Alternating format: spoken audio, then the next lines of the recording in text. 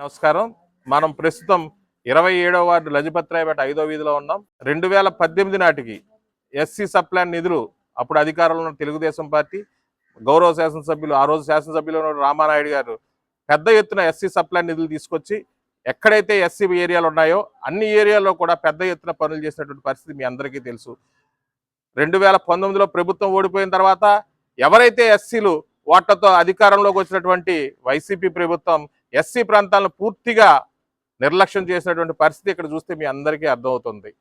ఆ రోజు ఏదైతే బద్దావానిపేట నుంచి వెళ్ళే డ్రైనేజ్ రైల్వే వాళ్ళు ఆపేస్తే దాన్ని తీసుకొచ్చి ఇక్కడ ఉన్నటువంటి మెయిన్ డ్రైన్ కనెక్టింగ్ చేసి ఎస్సీ సప్లాన్కి నిధులు పెద్ద ఎత్తున తీసుకొచ్చి ఆ రోజు ఆ డ్రైనేజ్ నిర్మాణం చేపడితే 2019 ఎన్నికల్లో దురదృష్టవశాత్తు ఆ రోజు తెలుగుదేశం పార్టీ ఓడిపోయిన తర్వాత వైసీపీ అధికారంలోకి వచ్చిన తర్వాత ఆ పనులన్నీ కూడా నిలిపేసినటువంటి పరిస్థితి గత 5 సంవత్సరాల్లో మీరు చూశారు.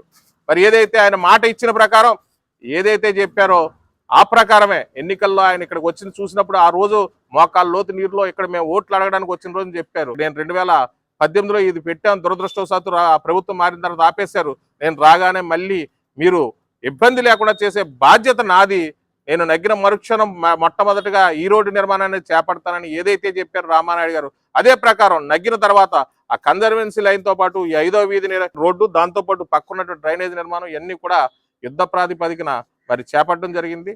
ఏదైతే చెప్పారో అదే పని చేయడానికి ఎప్పుడు కూడా రామానాయుడు గారు ఉంటారు. ఈ రోజు మీరు చూస్తున్నారు కేవలం ఆయన జ్వరంతో బాధపడుతూ లేవలేని పరిస్థితిలో కూడా ఏదైతే అసెంబ్లీ జరుగుతుందో ఒక బాధ్యత కలిగిన మంత్రిగా అనారోగ్యంలో ఉండి కూడా సెలైన్ బాటిల్ పెట్టించుకుని ఒక పక్కన అసెంబ్లీకి వెళ్ళొస్తూ నిన్న ఈవినింగ్ ఏదైతే సిఎస్ఆర్ గ్రాంట్కు సంబంధించి పాలకొల్లు నియోజకవర్గంలో కొన్ని పనులు ఆగిపోయినాయి అని చెప్పి సిఎస్ఆర్ గ్రాంట్ ప్రయత్నంలో భాగంగా హైదరాబాద్లో మీటింగ్ పిలిస్తే వాళ్ళు పిలిచిన టైంకి వెళ్ళకపోతే ఆ గ్రాంట్ రాదేమో అనే ఉద్దేశంతో అనారోగ్యంగా ఉండి సెలైన్ బాటిల్ పెట్టించుకుని ఫ్లైట్లో వెళ్ళిన తర్వాత ఆ పని అయిన తర్వాత మళ్ళీ నీరసం చేస్తే అక్కడ మళ్ళీ సెలైన్ బాటిల్ పెట్టించుకుని అర్ధరాత్రి మళ్ళీ తిరిగి గన్నవరం వచ్చి మళ్ళీ ఈ రోజు అసెంబ్లీకి వెళ్ళి అక్కడ ఏదైతే ఎమ్మెల్యేలు అడిగిన ప్రశ్నలన్నింటికి సమాధానం చెప్తున్నారంటే అటువంటి వ్యక్తి ఉండబట్టే ఈ రోజు పాలకుల యొక్క రూపురేఖలు మార్చడంతో పాటు ఈవేళ పాలకుల ప్రజలు ఎవరినైనా చెప్తారు